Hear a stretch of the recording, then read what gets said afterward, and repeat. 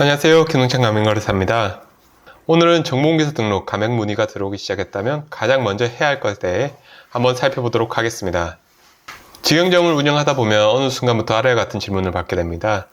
대표님, 가맹점은 모집하지 않으시나요? 처음에는 단순한 관심이라고 생각하는 경우가 많습니다. 하지만 같은 질문이 반복되기 시작한다면 이야기가 달라집니다. 시장에서 브랜드가 인정받기 시작했다는 의미일 수 있기 때문입니다. 많은 대표님들이 이 시점에서 프랜차이즈 가맹사업 확대를 고민하기 시작합니다. 그렇게 창업 설명회를 준비하고 가맹점 모집 계획을 세우고 사업 확장 전략을 검토하고 고민을 하기 시작하십니다. 그런데 결론부터 말씀드리면 가맹사업을 준비한다면 가맹점 모집보다 먼저 가맹사업법에 따른 정보공개서 등록 가능 여부를 확인하는 것이 중요합니다. 정보공개서는 단순한 문서가 아닙니다.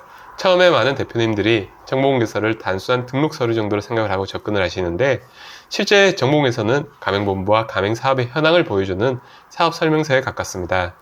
뿐만 아니라 이러한 정보공개서의 내용은 가맹계약서에도 동일하게 기재가 되어야 하며 정보공개서, 가맹계약서, 인근 가맹점 현황문서의 내용이 잘못되어 가맹 희망자에게 잘못된 정보를 제공한다면 손해배상 책임, 과태료 등이 발생할 위험까지 도사리고 있는 중요한 문서라고 할 수 있습니다.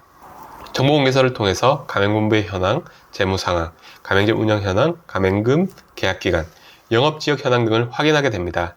실제로 가맹사업 거래의 공정화에 관한 법률에서 정보공개서 등을 제공받은 날로부터 14일이 경과하여야지만 가맹계약 체결이 가능하도록 규정을 하고 있습니다. 이는 가맹희망자가 충분히 검토한 후에 계약 여부를 결정할 수 있도록 하기 위한 제도입니다.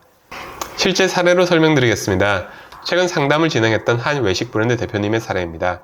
직영점은 이미 안정적으로 운영되고 있고 성실신고를 넘어선 개인 사업자여서 지역 내에서는 상당한 인지도를 확보한 상태였습니다. 특히 SNS를 통해 브랜드가 알려지면서 가맹 문의도 꾸준히 들어오는 상태였습니다. 대표님도 이제 가맹 사업만 시작하면 된다고 생각을 했고 정보공개서 등록을 위해 저와 통화를 하면서 다음과 같은 여러 난관에 부딪히게 되었습니다. 실무에서 가장 많이 부딪히는 사례는 다음과 같다고 할 수 있습니다. 첫 번째로 상표권입니다. 브랜드는 유명한데 정작 상표권 관리가 충분히 이루어지지 않은 경우가 있습니다. 두 번째는 직영점 운영기간입니다. 해당 업종으로 직영점을 1년 이상 운영했어야 되는데 그 직영점 경력이 동종 또는 유사 업종으로 분류될 수 있는지, 이번에 신규 등록을 할 때 사용하는 영업표지 브랜드명이 다를 경우에도 등록이 가능할지 등입니다. 세 번째는 계약 체계입니다. 정보공개서와 가맹계약서의 내용이 서로 일치해야 하며 실제 운영 방식과도 연결되어야 합니다. 실제로 정보공개서 등록보다 이러한 사전 점검 과정에서 더 많은 시간이 소요되는 경우도 적지 않게 발생하고 있습니다.